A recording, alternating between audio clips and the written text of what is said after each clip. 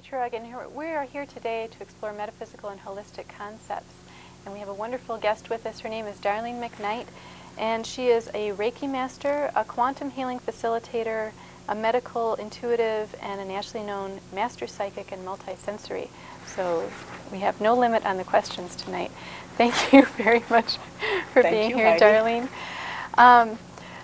I guess I should ask you first, we talked a little bit about energy before. Is that what Reiki is all about? A lot of people seem to be Reiki healers these days, and I want you to explain that to me. Okay, Reiki is a healing modality in which the universal energy comes through basically the top of the head, down through the mind, the eyes, on through the body, circulates all through the body actually, but then primarily comes out the hands and the fingers.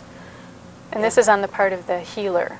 Yes. Okay. And the person who is doing the giving just places their hands on the person receiving. It's non-invasive. It's very gentle and very loving.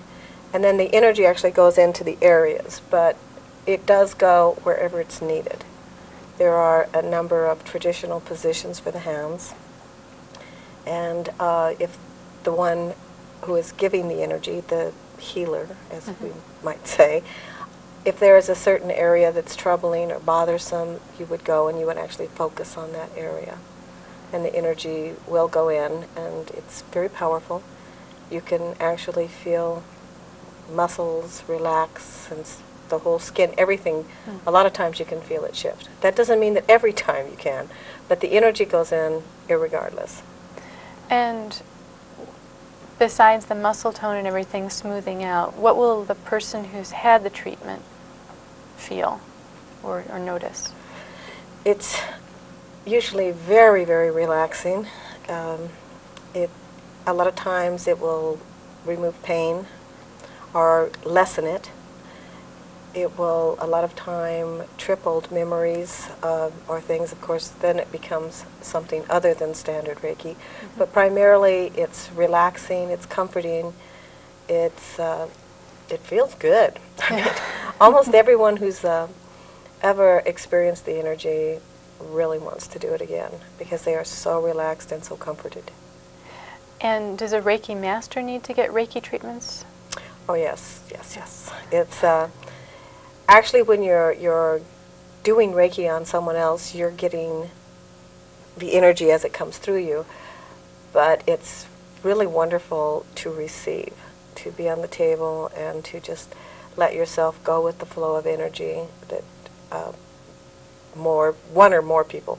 Multiple hand Reiki is a pretty incredible thing also. Where you have more than one practitioner? More than one practitioner working.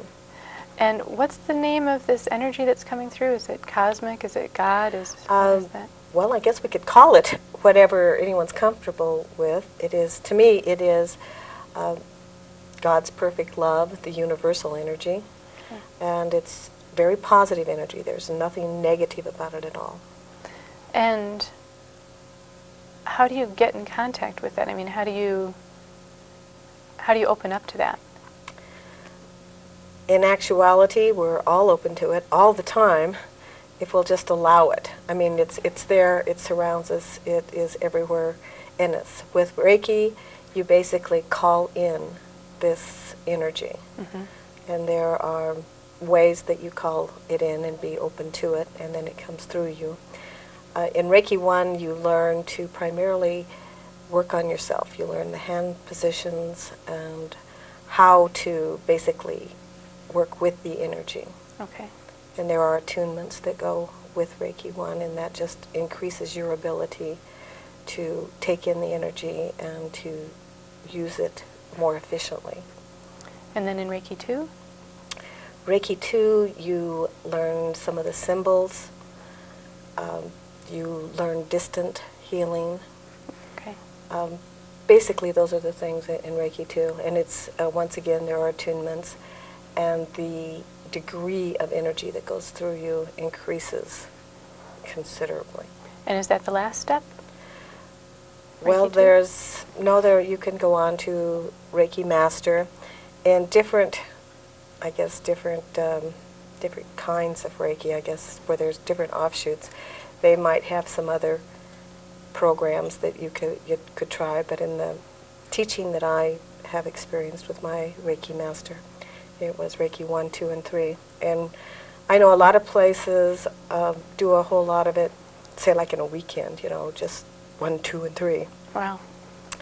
To be honest, when I took Reiki 1, it brought all of the natural energies I have kind of together and focused them.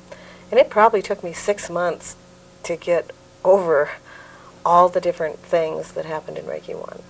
And Reiki 2, that was another big jolt to the body. It was all very positive, but I definitely recommend having a little bit of time before going to the next degree. It's just, that's an individual's thing, but for me, I don't think it would have been good for me to take them too fast. And I heard it to be a Reiki master, you have to have a year and a half of experience. Is that not true?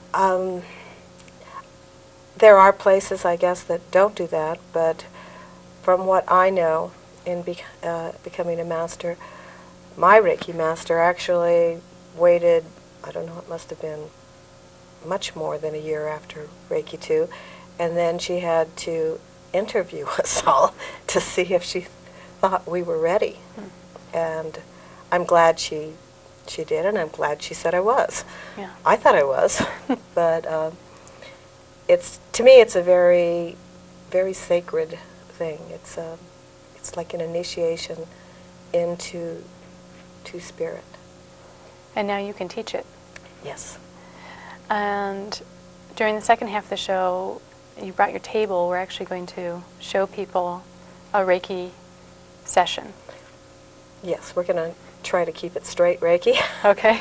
But it will just be basically the hand positions, and I will just kind of explain what I sense through my hands or whatever information I get, unless it becomes too personal, and then of course I will not discuss it, because as well as being a Reiki master, I also have this quantum thing where we just never know what's going to happen. I've worked on different people around here, including yourself, and sometimes information that comes up that's private and personal, and that's where it needs to stay, is private and personal. So we'll just be basically trying to do basic Reiki. Okay. Okay. And your psychic abilities, you've had those, I believe, since childhood? Yes. And for many people, they'll have a psychic childhood and it'll go away for a few years and then they'll rediscover it in their 20s. Did that happen to you? I really don't know. It was something that nobody was thrilled with in my family. So we all tried to pretend it wasn't there. I was taught to be afraid of it. And then actually in my 40s it started becoming very strong. I mean, it would, you'd phone would ring, oh, that's so-and-so, and which can cause a lot of confusion in households. And it can also create problems in some small towns here and there. But it validates caller ID. Truly, it's much easier. I'd rather do it with caller ID. But I think that as we hit different places in our lives, the energies, the gifts, or whatever we want to call them, become much, much stronger. And for a lot of women in particular, it's in the late 40s or late 50s, and sometimes even later. Perhaps it coincides somehow with menopause, I don't know. I can't speak factually on that. But then, for me, it was, at that point, it was either relax into it and learn to appreciate it and enjoy it, or really be miserable and get professional help, I guess. But it didn't, actually I did, and they just said I was very gifted and that it must be tough to be me, which really helped a lot. But it's, I think we all have it to a degree. It's just allowing it, not being afraid of it, and these other things. But I was born, well, I come from a family, I guess, of psychics, actually on both sides of the family to some degree, and it all seemed to concentrate on me for some unknown reason. Mm-hmm. But most of the time now I think it's good. I didn't used to. And when you get knowledge, psychic information, is it your own higher voice, or do you have spirit helpers? How do you know things? I'm given information. Yes, I do have spirit helpers or dimensional helpers or whatever we want to call it, but I don't always see them. Sometimes it's just a knowing. Mm-hmm. Other times it's a seeing. Other times it's a hearing. It all depends on the circumstances. That's why I refer to it as quantum, because I'm never exactly sure what's going to happen. But we all have spiritual guides and teachers and protectors. We just have to be aware of them. And if you happen to have the gift of maybe second sight or being able to see these, it takes a little bit of getting used to seeing people, places, or things that aren't there for the normal, for what is considered normal, because it is normal for me. It is. You do have that gift of Yes. second sight. And when you see your spirit guides or other people's spirit guides, are they human, angelic, extraterrestrial, animal? All of the above. Ah. It just depends on the who's, where's, and why's. I seem to have an awful lot of my own that are always around or with me or that move in and out of my life, but some have been there for a very, very long time, and they fit in all of those categories.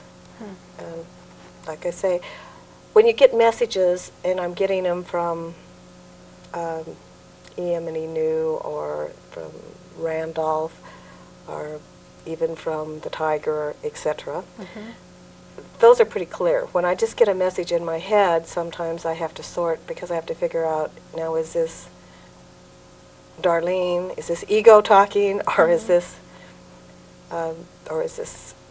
what I would refer to as a divine message? Does ego include your own personal fears? Oh, definitely. Okay. Definitely. So that can be a lot of sorting. I don't know about for you, but for most people. Oh, spend an awful lot of time, trying to figure out who's coming in, what's coming in. Usually, with people where I have no real involvement in it, it's usually pretty easy to tell that this is spirit. A lot of times with personal problems or this or that where I have a desired result, right, then I have to think a little bit harder. And this probably has to do with many psychics will tell you they can see all sorts, they can figure out everyone else's issues and resolutions, but their own, there can be a wall or a blank spot. Like the Great Wall of China or something. That's true, because it's really hard to tell because of our own emotions, our involvements, our feeling nature a lot of times kind of jumps in there and interferes with the process. Because we do have a desired outcome, we do have an investment. And I think for a lot of very, very gifted psychics or multi-sense, whatever we want to call it, I think it's something we have to be very, very careful of as individuals who have these gifts, that we do not let our ego take over, because we need to, because I think we need to remember that we're just the messenger, we're not the message. And if we get too involved, then we become kind of caught up in our own power, which is not our power. We're a vehicle, an instrument. I won't say just, because it is a special gift, but that doesn't make us, on most levels, any different than anybody else in the world. It just means we have to be a little more conscious of where our intentions lie. It's a lot of personal information. It is, if you were working with power in that way, it could be power over others. Oh, it's very tempting. Yeah. And usually, though, for me, if I start getting to think I'm, a little tricky here or something will usually happen to slap me right back to reality. Stub your toe or something. Stub my toe or something, on these things. But it is a gift. All of us have it to a degree. and everyone who is open to it can develop a degree of it. That's why Reiki is so good. It's a wonderful tool. Now, one of your friends jumped out at me, and I want to ask about the tiger. Is this a protective spirit, or does this actually give you other information? What does the tiger have to say? The tiger has been with me through many lifetimes. I dream of the tiger. I see the tiger. The tiger's actually over there. We should get it a rug later. In the halftime, we'll get it a something, rug. yeah, well, the tiger can do what it wants to do. But basically, the tiger is something it's a protective thing, but it's for me, over the years, it's become more of something. Now the tiger's yawning. Now if the tiger is cranky, then I pay attention. Okay. If the tiger's yawning, that means everything's cool, relax. Oh, okay. And sometimes I get very agitated, on a personal level. I'm anxious or nervous. And then if I'm feeling threatened, and I look over and the tiger's yawning, that's kind of says, what's your problem? Basically, it's just sort of a gauge. No offense, but it is a gauge so I can see where real threat is and where my own sensitive spots might be. So, have you ever heard the tiger roar? Oh yes, and that's a time to pay attention. It's just like with anything, it's a warning. When you have a warning, just be alert and be aware. And sometimes if you're alert and aware, you can avoid a situation. And anytime the tiger roars, I always pay attention. And of course, I've had to fall down several times before that. But generally, if I'm paying attention, I can usually avert disaster. Does this include like going down the right street and avoiding possible collision or something like that? That's usually not what the tiger does. For that, you just kind of get just suddenly you think, well, we all do that. It happened to me just last night. I was driving after dark, and I had my daughter in the side seat next to me, and these two drunks were coming out across a bar, and they were just sort of lollygagging in the street, and I thought, well, this is interesting. People come out inebriated from there frequently, but they usually move eventually, and these guys were just standing there, and finally they moved, and I went towards the light that was green, and it had been green for about 30 seconds, and somebody ran the red light. And if those men hadn't been there, we would have been side smashed. So I was very thankful. And I didn't get upset with them. Thank God for drunks. Yeah, exactly. And other spiritual things Right. that slow us down. Yeah, so that was interesting. And I didn't get upset with them. Often you'll be like, I've got to get somewhere, please move out of the way. But I thought, well, this is really interesting. And then it came, the obvious. Well, it wasn't a coincidence. Right. It was something to stop you from going through. Yeah. And the timing was perfect. And if we sort of pay attention to these little messages, and we get them all the time, if we really want to stop and think about it, we always are getting these little things that just kind of tap you on the shoulder or on top of the head or wherever. And if we pay attention, maybe if we turn down a street that we hadn't planned on but suddenly want to, Yeah. I never know whether it's to avoid or to see or to do. So it's an adventure. Right. And I'm very glad that it is, I would say it's kind of unusual to have two drunks come out and help you, but don't they say the Lord works through mysterious ways? Yep. So that was good. I was very thankful. Because this guy just ripped through the red light. And there were all these cars parked. It wasn't, I don't know what his deal was, but I was glad I wasn't involved. Yes, and you very easily could have been involved. But it wasn't supposed to happen.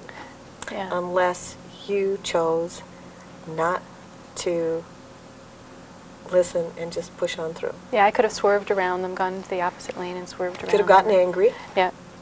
And that's one thing. When we get angry, we are opening all kinds of doors. Doors to what? Doors to negative energy, to problems, to trouble. Anger in and of itself can be a good thing. But when it is, I mean, sometimes we need to be angry. To let something go. To let something go or to express our feelings on something. But when we're angry and we're out there driving because we're angry, we're just asking for something to happen, because we're going to be drawing that same negativity to us. I guess there's nothing probably more frightening than righteous anger, because then we get into judgment, and then we really get ourselves in deep trouble. And I have been in that position where I had, a regular 8 to 5 job, and the days that I would be late were the days that the lights didn't work for me.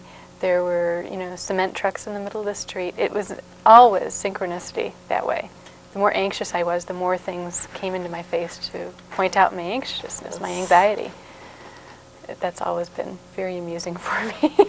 And I think the more anxious we get and the more we're filled with anxiety, the more these things are going to keep popping up. Mm-hmm. It's just like one thing triggers another thing, and it just keeps building on itself.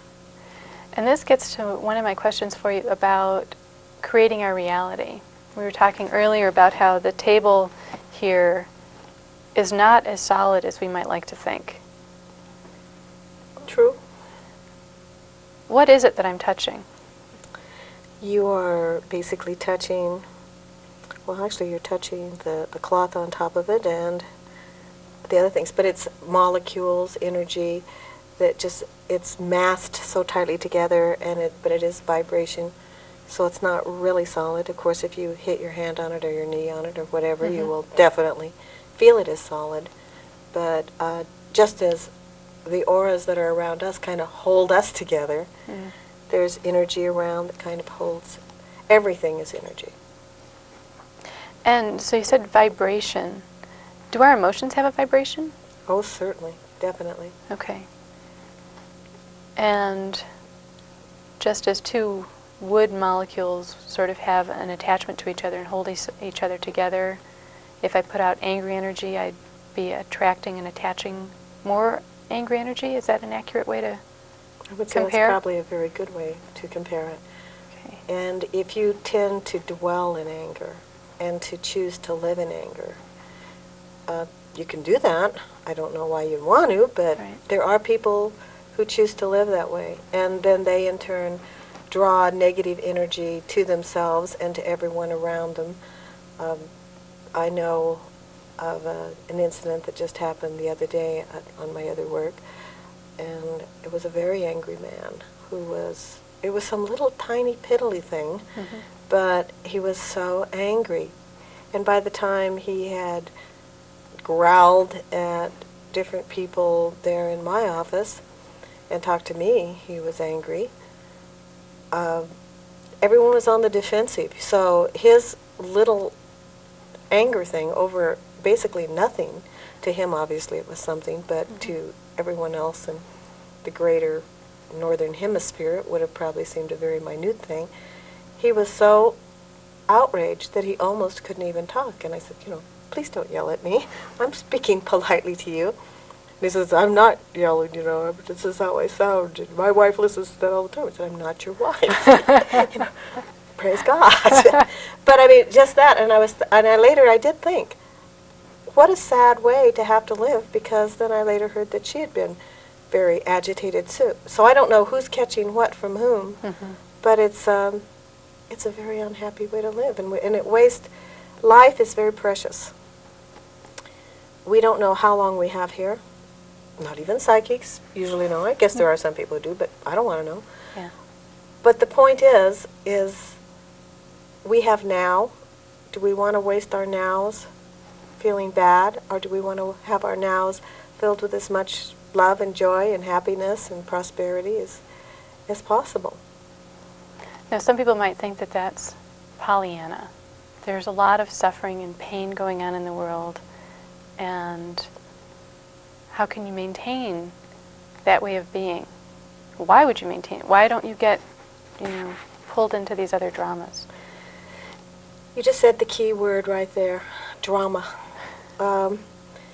Yes, we need to be compassionate, and we need to be caring, and we need to be loving, and we need to be helpful. But it's not going to do anybody any good for us to get down there and be absolutely miserable because these others are miserable. How are we going to help somebody else if we are miserable? If you are coming from a point of love, you're doing what you can, and you're also bringing the positive energy to them. I know there's great suffering. I work with people who have great suffering. And if we get ourselves involved in the drama of everything that's going on, then we cease to be efficient or effectual in what we're trying to do for them. I mean, yes, if you come over to my house and there's something that's really hurting you, I will gladly do what I can and even share some of to help your burden, if it's at all possible. But is it going to help you or whomever if I become hopeless and as distraught and hurt as you are? Then I lose my effectiveness. That's true. So at least that's how I see it. I was just... And nobody around here is disagreeing, so it must be okay. I was just thinking about, a parallel came to mind about doctors. A doctor who's working with people dying. Him dying isn't going to help. No. No. And any time, whether you're a doctor or a counselor or something, it's very hard, or a healer, it's very, very hard to see someone and to see all of the potential and all of the hope and all of the other things go that's there. As a psychic, a few years ago, I talked to a young woman in another state, and she was in horrible circumstances. And amazing things happened on that call. I mean, really amazing things happened. But at the end of the call, I knew that this situation was not going to change because she did not have the ability to change it. She did not have the courage to change it. So she was going to go right back into not only a negative situation, but for her possibly a dangerous or deadly situation. So it would not, all I could do was be supportive. I can't tell you or anyone else what to do. I can just let you know what I see and let you know that there are alternatives, there are other paths, there are other things that it is not hopeless. Hopelessness, once again, that's part of the drama, can suck you down faster than quicksand. And they say on don't ever want to try this, but they say with quicksand, if you just try to lay still on top, they know that you can do this. Well, with depression and despair, once again, I don't even think you want to lay on the top, but it's going to suck you down. So people need to get whatever help they need from wherever they can get it. That's on a real sense. That does not mean, I'm not advocating alcohol or drugs because those are things that just aggravate the problems that we have. But I guess that's it. But getting caught in the drama with someone, and I'm a great one. I'm a great drama queen. When I'm writing, it's really easy, I get all excited. So you have to learn to detach yourself. And that's a good thing, even if you don't believe in being a psychic or any of these things. If you can detach yourself from the situation and look at it from a real neutral place, where your feelings are not the big involved things, sometimes it's real interesting. It gives us whole new perceptions. And it seems to me quite a pull, because one of, I think, our basic natural instincts is to get along with the people we are near, to not necessarily have compassion, but have a relationship with those around us. I think it's just a natural, really basic instinct. And if the people around you are in huge drama, it's so natural to just slip on into it. And oh yes, get caught up in it and all the things, and then pretty soon you don't have one person who's greatly agitated. You can have a whole group of people that are. If you work someplace and say there's some real negative people around with that, pretty soon everybody's cranky and agitated. And I think last time we talked, we used the party as the thing. You go into something, a bunch of people are there, they're all talking about rotten, negative things. Mm-hmm. You do one of a number of things. You either join in the conversation and add to the negativity. You desperately decide to get out of there, or you try to change that. And if you're in a large crowd of negativity, it's probably a little dangerous to try to go in and change their way of thinking, because once again we have free choice. But you can choose not to contribute to it. So I don't want to put words in your mouth, but you think it's a matter of awareness and courage? I think courage. To me, courage and faith kind of go hand in hand. And it's real easy to say, oh, you can be brave, when, you're talking about you. Right. But I think that sometimes having the faith that what I refer to as God wants my greater good. And sometimes, evidently, our ideas of my greater good are not the same. And I lose. And things that have happened that seem major tragedies at one point in my life, on down the road, I can just say, thank God. I'm going somewhere. Not quite sure where I'm going, but it is okay. So once again, you just need to... Living in fear is a terrible place to live. That was my career for years. Martyrdom and fear. And, it's not even fun. No, I don't imagine. Life is much, much better when you figure out, no, you do not have to be a martyr. And the biggest thing to be afraid of is being afraid to take a risk. Afraid to take a risk. Well, most of us are willing to stay in a bad job, a bad marriage, other circumstances that are very bad for us on a spiritual and an emotional level, and that actually draw us down. They make us emotionally exhausted and physically exhausted and spiritually exhausted. And yet we'll stay because of money, duty, what will people think, all these things. And so what if you make more money and you're dead in 2 or 3 years from an ulcer, Right. or if you're so miserable that then your health is ruined? And as far as what will people think, which was my big one for years, by the way. And when I was already in trouble at birth, evidently, with this thing, but it's wonderful. Now I figured out people are going to think what they want to think. It doesn't really matter. Right. And so you got to the third part, the physical. It can also affect you on the physical level. Definitely. Now, I might be opening myself to embarrassment here, but you're also a medical intuitive, and I don't have any major issues that I know of. Sometimes a little bit of stiffness in the neck. And I hope you don't mind, the other medical intuitive I know about fairly well is Caroline Mace. Are you familiar with her? Yes. So do you do a similar type of work to Caroline Mace? Yes, it's similar. It's not exactly the same. Okay. I heard about her because a friend said, Darlene, here's this book. Read it. This is what you do. And it was really nice to... That's how I got the name, Medical Intuitive. Oh, okay. It was in her book. Yeah. Yes, it's similar, but it is not the same. She does not claim to be a healer, a counselor, or any of those things. She sees, and she sees probably in much greater detail than I do. But then again, I don't want to see that much.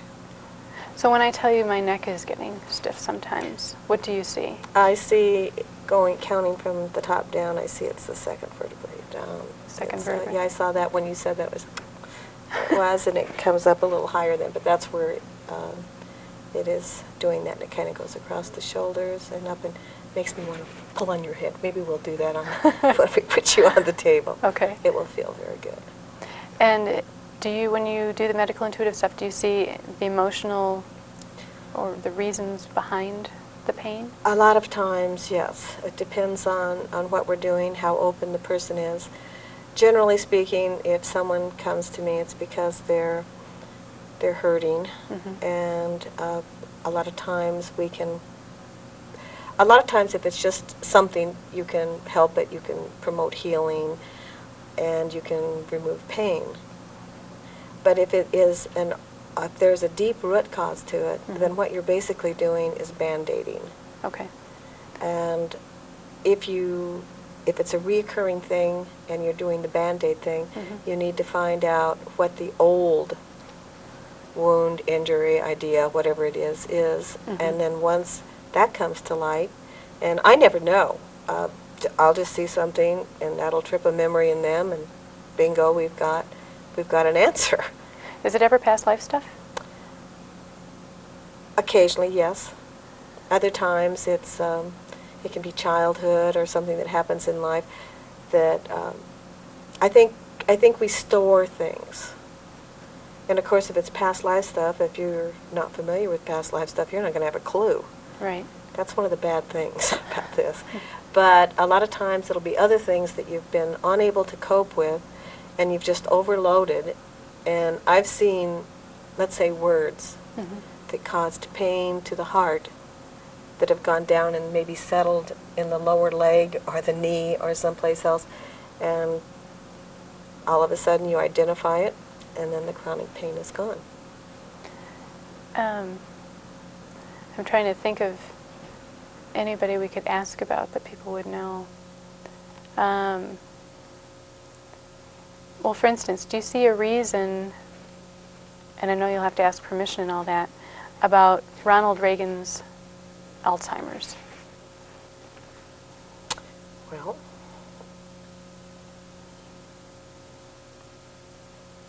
it's a lesson. It's also to bring more awareness because it's a very public figure. Mm-hmm. And with more awareness of others, this will perhaps bring others out of the closet, so to speak, that would be hiding family members of this, because he also has, this, it ties into his past life things and some things in this life that would be his that we would not talk about. Okay. But it's also, the purpose of it also, though, is to draw public attention and awareness to a disease that is a malady, as opposed to disease, that is affecting so many people in our world now. And this probably would be at a soul level. Yes. That he's decided to do this, Yes. to be this example. This is something that he volunteered for before he came here. Okay. And I was going to say, but he didn't remember then, and of course, this he doesn't remember now.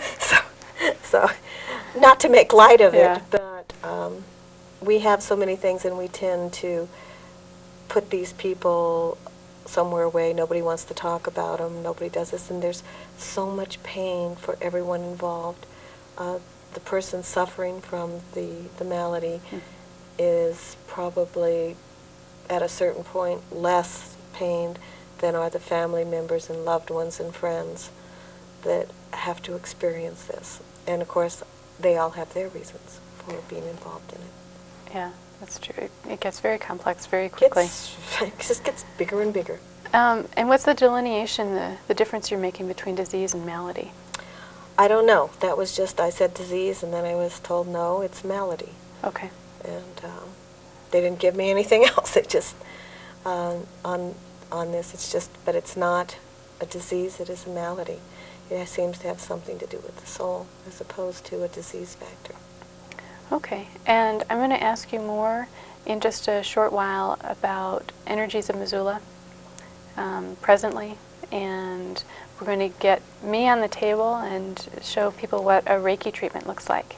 And I hope everyone stays with us. We're going to take a short break, and we'll be back with Darlene McKnight. Please stay with us.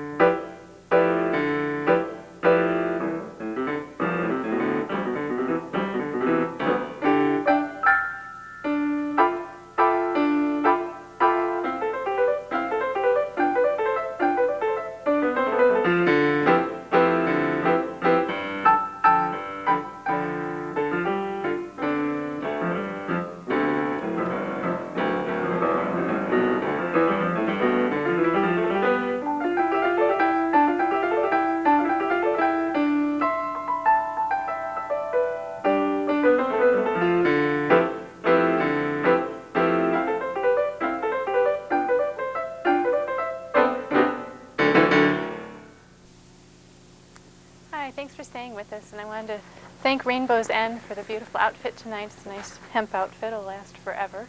And we're here with Darlene McKnight, and we are going to do a Reiki session here on the table. But before that, I wanted to give out some phone numbers. For MCAT, which is where we're filming today, the phone number is 542-6228. That's 542-MCAT. For anyone who would like to get in contact with anyone on the crew, the phone number is 829-9162.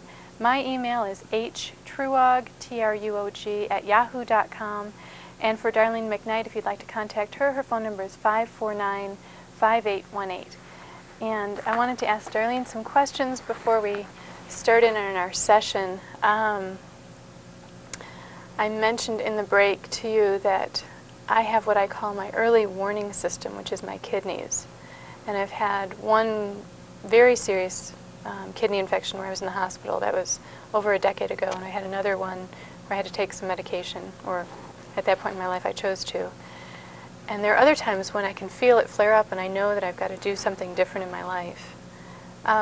What's that from? Is that a past life weakness in my body? See, I usually think of it as my early warning system, but some people might call it a weak point in my body.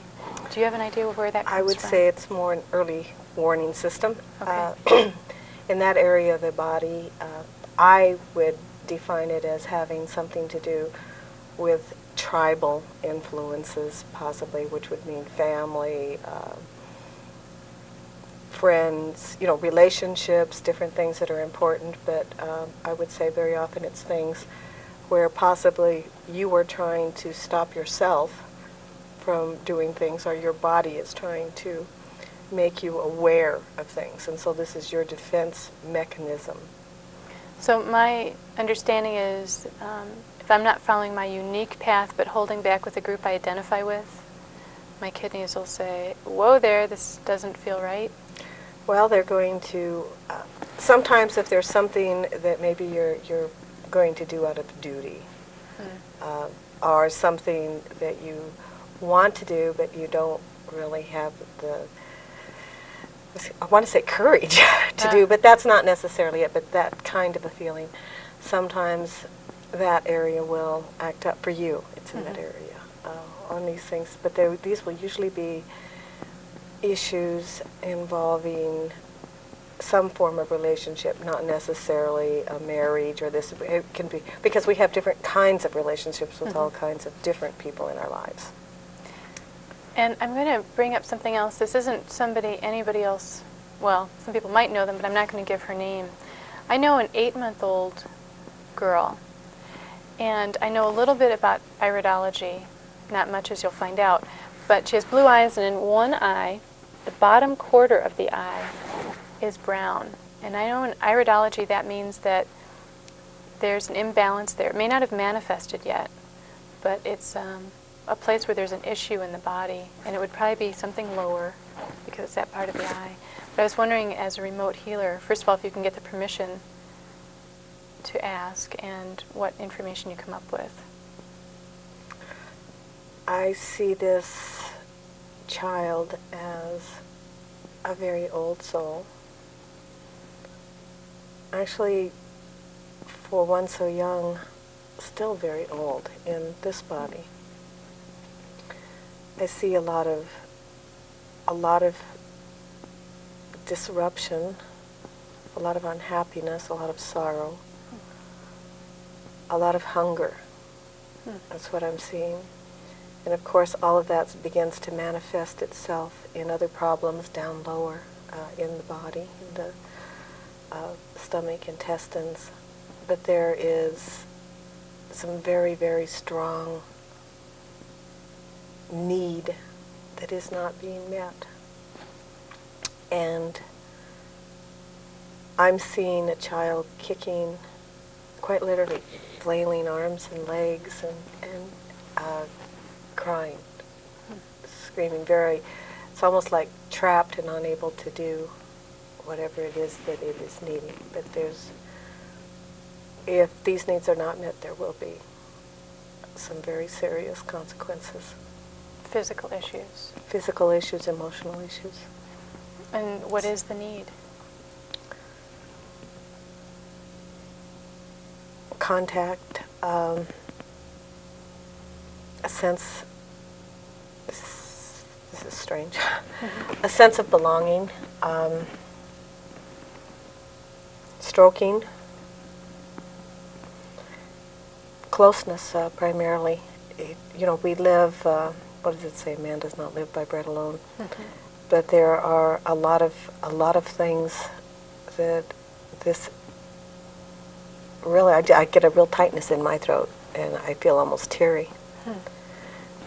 But I would just say this child needs lots and lots and lots of love and caring and petting and stroking and all of those other wonderful things that we do. I mean, I don't know. I just see this very, very old face for an infant. I don't know what this child looks like, but I'm just seeing. That's true. Yeah. Kind of a wizened little on this, but that's what I see, and there are needs here that really need to be met. And I should let people know that are listening, the only thing other than what they heard that I told you was her name before, so you could tune into her. So thank you for that, all that information. And well, I send love that way. Oh, good. And I'll get on the table now, and we'll talk about what's going on while we're doing the session. So, here? Am I close enough? Yes, thank you. Oh, I also wanted to tell people, usually Darlene does this with a sheet on the table, but moving it here, we don't have one, and you'll sterilize it after we're done. Well, this isn't even my table. Oh, it's not? It's a borrowed table. Oh, okay. So on this, but I just forgot the sheet. I apologize. Okay. Basically in Reiki, this is your basic first hand position. But normally for a session, you run your hands over the body. I'm sitting because it would be too hard with the microphones to move around. But you go over the body and you kind of feel the energy. Everyone has their energy. I can feel Heidi's energy quite strongly up at this level. That would be the energy of the aura. And then you would open the energy field so that the universal energy can come in. And the first position we have is just very lightly over the eyes. And if Heidi wants to talk, she can talk, or I guess if I sense anything, I'm going to try to keep this as strictly Reiki as I can. When I work at home, I usually have a tape playing with some very, very beautiful, soft music. And if Healing Hands of Missoula is working, then it's with harp music as a rule, which is an interesting combination of Reiki energy and then the vibrational tones of the harp. Can you feel the energy, Heidi? I mean, my hands become warmer and warmer. And that is just energy going into the body. It will go wherever it's needed, but right now we're focusing more in this area of the eyes, the head.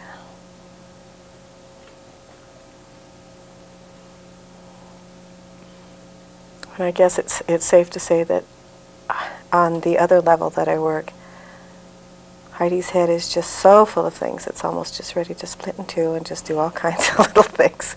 She's very, very busy in her mind.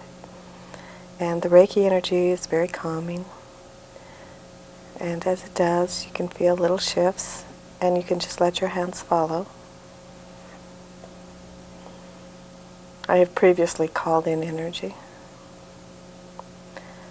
But if you notice if you have an owie yourself, what's the first thing you want to do? You put your hand there. That's true. And that's because the energy comes through the hands is the most convenient, the most, accessible thing we do. We have an owie, we put our hand on it. And in Reiki 1, that's one of the first things you learn is hand positions and how to help heal yourself.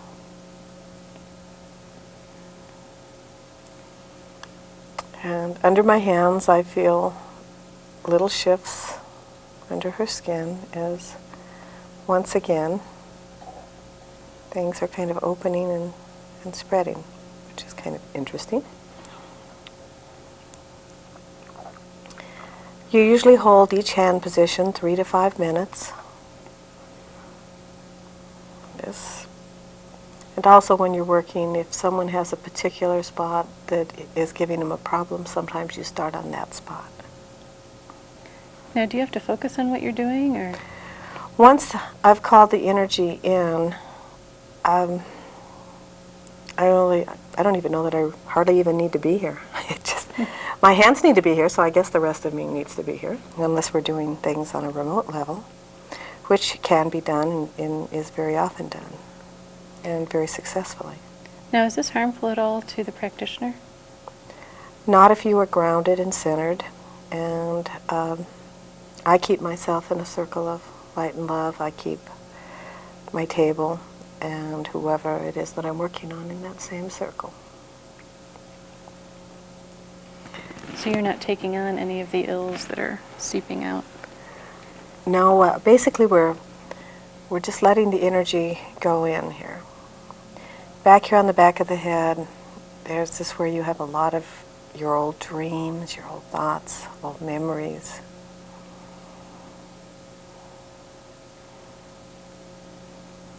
Can I ask you about a dream? Mm-hmm. My husband had 2 water dreams last night. I don't recall his too well. Oh, one might come back to me. And I had a dream 2 nights ago that we were up sort of at an outdoor restaurant and a big swell of water, and it was way up on a promontory next to probably the ocean, up about 60 or 70 feet. And the water rose almost that high. It looked sort of like dark jelly. It was so smooth. Came right up near the cliff, and we were over here on the cliff. And it went back down, and we thought, oh, good. And then some more smaller ones. And then all of a sudden it came way up over the cliff. And it swept my daughter away. And I was going to everybody asking them to help me find my daughter. Everybody thought it was very funny. And I just got more and more upset. And I don't think I ever found, didn't find her. Sounds like a fun dream. It was lovely. Well, a lot of times in our dreams, our subconscious is bringing up some things that we have fears of and that we're worried about, and that seems to be one of your fears. And so, of course, that comes up in a strange way. Now, it's interesting that you said the water was like green jelly? Dark jelly. Dark jelly. Mm-hmm. And that, so it was kind of a heavy water then, mm-hmm. as opposed to lighter water. Mm-hmm. Now, water is a lot of times learning, dwelling, diving into, doing all kinds of things on that level. And I would say your worries and concerns touch into it. Now, of course, there's all different kinds of dream analysis. I'm just going on the psychic level here. Okay. It's touching on some of your own very natural fears and worries that mothers have.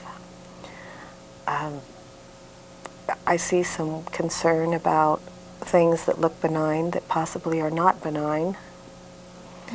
And that your concerns there are all of this. But it's also learning, and the water is coming. But this doesn't seem like it was welcoming water. Mm-mm. No. So we don't really want to do that. But I would look into some of your own concerns and your own fears.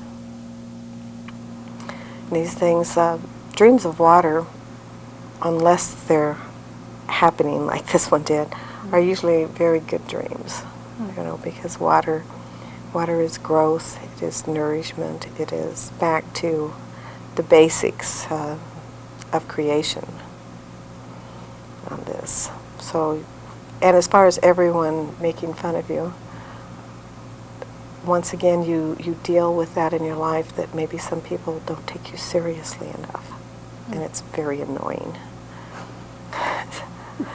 And I can understand that being very annoying. Can you feel the energy around your throat? Mm-hmm. And down into my chest. Yes. What I'm basically doing now is not generally necessarily a Reiki move, but she just has a lot of tension in the neck and throat, so we're just pulling some of it. In fact, you want to give me one of your hands? If you put your own hand here and just let it sit for just a second, and then start to, can you feel that energy? Mm-hmm. Okay. See that? You can do that for yourself. That's where you're holding some of your stress that this dream kind of brings up for you. Your fears and your aggravations and all these other things.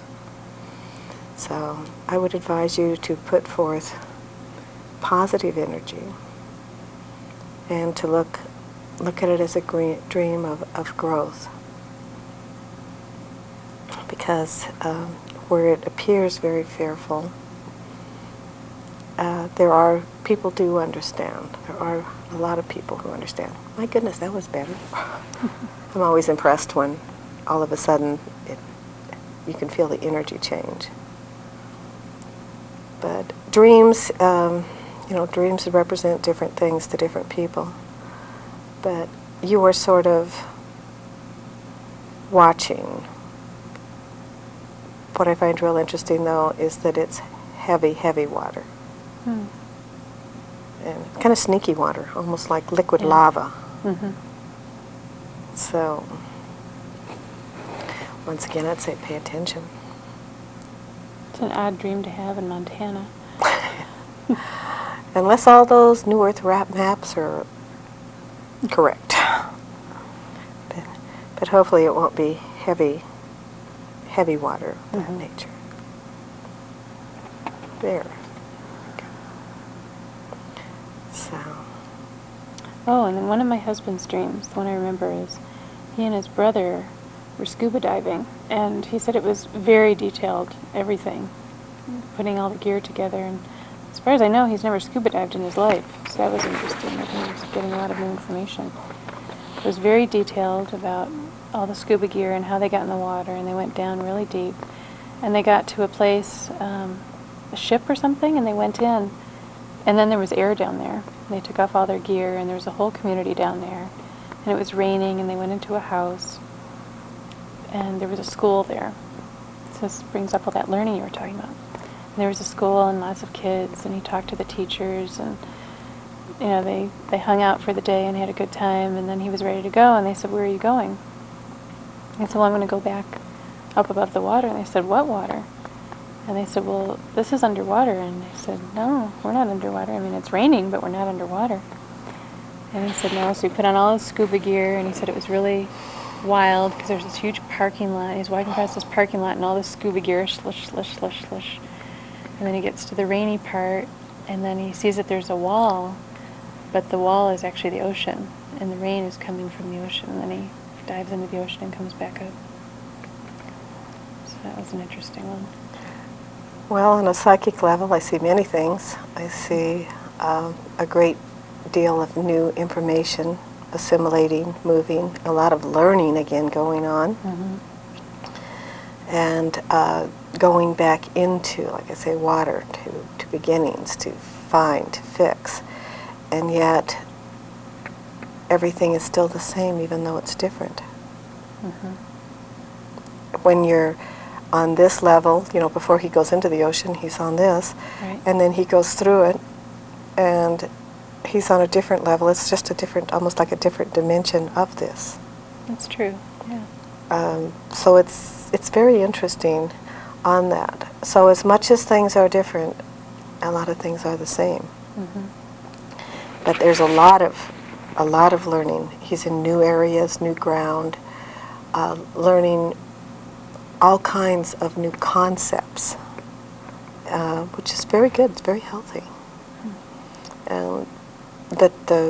I found it interesting when you said he went down there and it's a whole city and it was raining, so why not? Once again, it is, no matter how much things change things, they'll stay the same on many levels. Okay, now, is there any place that particularly hurts on this? There's an awful lot of energy going in. I just don't know whether we want to go ahead and move on down.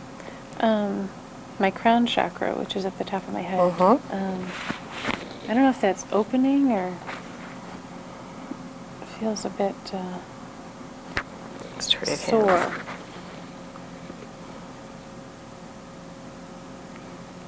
Because your head's wanting to split in two, like I keep telling you. You've got a lot of stuff going on. I drank some really powerful tea the other day and my head just went whoosh.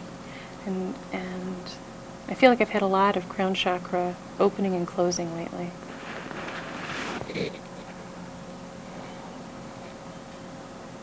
Looks like there's quite a bit of discomfort with it. It's really like it's rusty. It's from all that water. So. Now that you say about the different dimensions and everything, it's interesting that on this other dimension, they didn't believe there was anything beyond the wall either. Well, this is it. I mean, it just goes to show you how much we don't know. And yet, it's all there. It's just a matter of finding it, being open to it. Now, if he had just gone and put on the scuba gear, number one, if he wasn't willing to take the risk, he wouldn't have put on the scuba gear. And then when he got down into the ship or whatever it was, where the whole, but how, stop and think now, dreams, of course, are very, very, I don't know what, but they are very. So we go into a ship. How big would this ship have to be? I mean, what is this, like the SS United States or something, 7 city blocks long? Yeah, but to find a whole town. First, they're in a ship. There's air in the ship. They're under the ocean. And then there's a whole town. Parking lots, everything, and it's raining. So now are we going into micro dimensions here? Or is it an alternate, I can't even talk, an alternative universe? But he's free to come and go. They don't think there's anything else out there because they're in the same place that most of us are here on this dimension. Right. There is nothing but us. Well, in my opinion, that's very wrong. Of course, not everybody visits with the people I visit with. But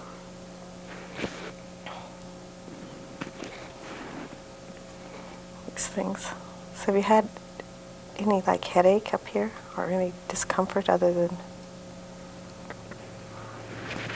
There's a lot of energy going. Yeah. Feels all opening. Now we're not doing Reiki here. We're kind of doing intuitive stuff. Okay.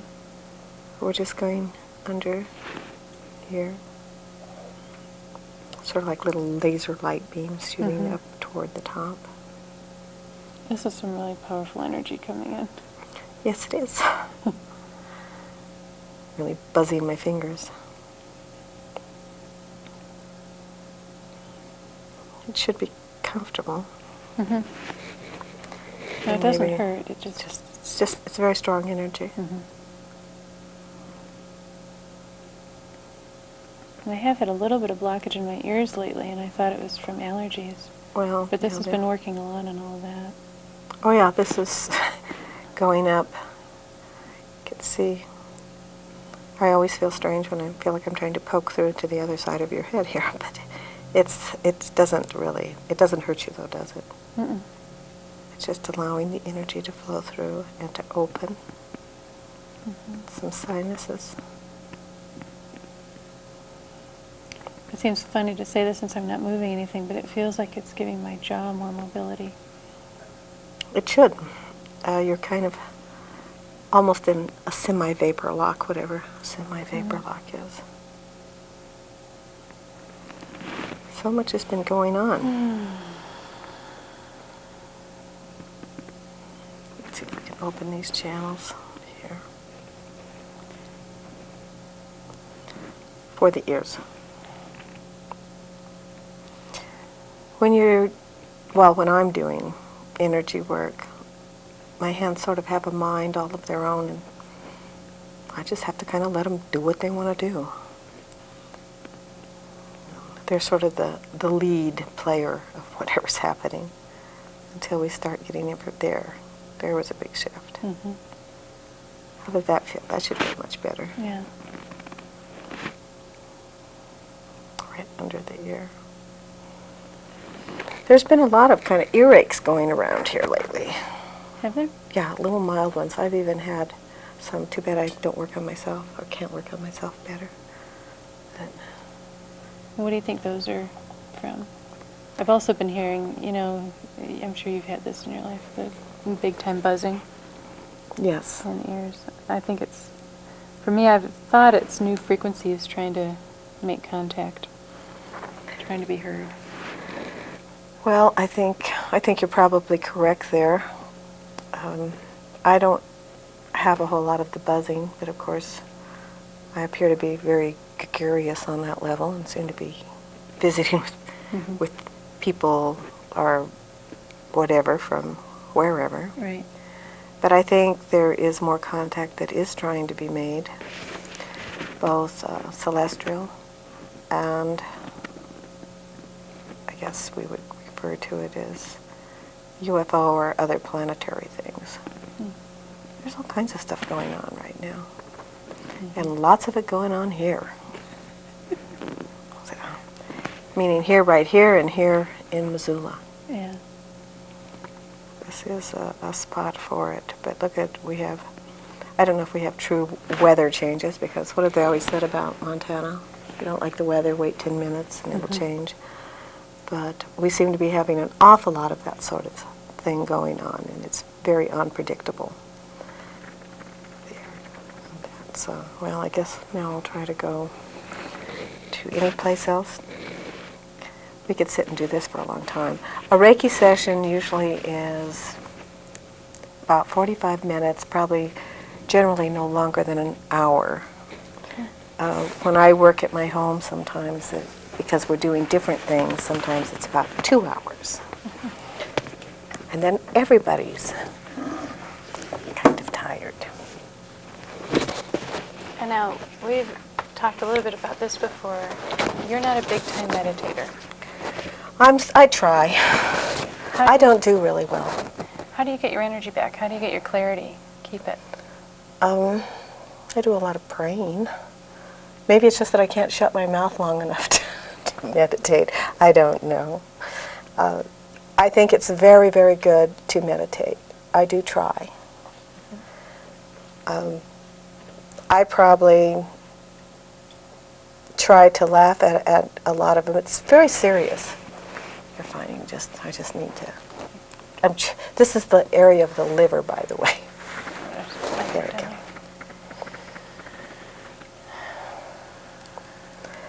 But I think it's very important that we do remember, since so often those of us who are doing healing energies, working with them, and the energies that I work with, if you don't develop a sense of humor, you're going to be in big trouble on this. But it's... So I have another personal question. I've been getting a lot of information lately about vegan diets, and I've been a vegetarian for about 18 years, and I'm wondering if I should go vegan. Well, I think everybody's system is different. Yeah, I'm wondering if there's any psychic information on that. I've always been basically a carnivore, but I see I'm eating an awful lot of vegetables these days. And I think that's probably very good. I do think there is a lot of good in it, but I think with all things, it's up to the individual system. If your system is truly telling you that, pay attention, maybe try it for yourself. Once again, you need to be sure that you're dealing with the proteins and that you're getting everything you need. Yeah. The diet of a cup of coffee and a donut just doesn't really quite do it for the body. But there are a lot of things that are happening now, a lot of stuff that's going on. Yeah, I know everybody's got different nutritional needs. I just was wondering, since I've been getting so much information from different sources lately, if the spirits are trying to tell me something. I think it's very possible. And since they're trying to do it right now when we are coming into a time of abundance for wonderful fresh veggies and all of these things. I'm trying to learn to like tofu. So We'll have to have you over for dinner. My husband does amazing things with tofu. well, good.